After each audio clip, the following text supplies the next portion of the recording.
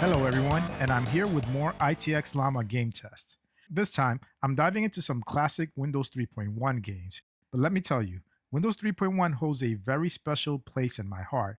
My first PC was a 486/25 MHz machine that ran Windows 3.1, so I spent countless hours on it, both for schoolwork and of course for games. Most Windows 3.1 games might not have been as graphically advanced as their DOS counterparts, but many were incredibly casual and provided fantastic ways to unwind. So without further ado, let's jump right into the tests. Here's a quick note. My initial captures were a bit dark as I was still getting the hang of the OSSE Pro upscaler, but I believe I found good settings for my captures now. So just know some of the game captures will be on the dark side. First up, I'm testing out Activision's Atari 2600 Action Pack.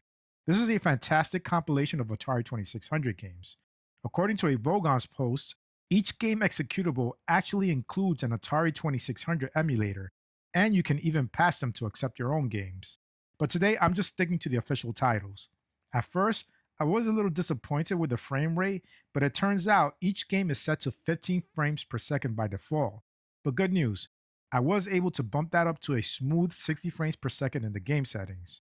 The default does make sense considering back in the day, you weren't guaranteed that a computer could handle Atari 2600 emulation at 60 frames per second. I only tested the games Boxing and River Raid, and both games worked absolutely great. Next, I dove into Shadowgate.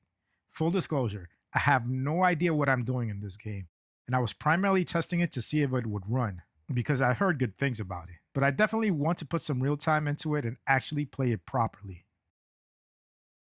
After that, we have Indiana Jones Desktop Adventures, and I had absolutely no issues running this one.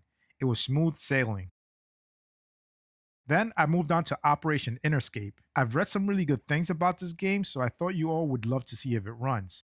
Again, I'm a bit lost on what to do, but it's running perfectly. And of course, I had to test the classic Myst. This iconic game works great, and I had no issues with the sound or the full motion video. It's just pure nostalgia. Now let me take you back to a time when screensavers were fun. This one is called Johnny Castaway, and it's just a guy stranded alone on a deserted island, simply living his life. It's a simple concept, but it's so entertaining to see it running on a PC that's not doing anything else. Next up, we have Bad Toys, a first person shooter. It's pretty comical and fun, but I really wish I could remap the controls. Other than that, it works great. Now I'm trying King's Quest V. I absolutely loved playing this game, and it's working beautifully on the ITX Llama.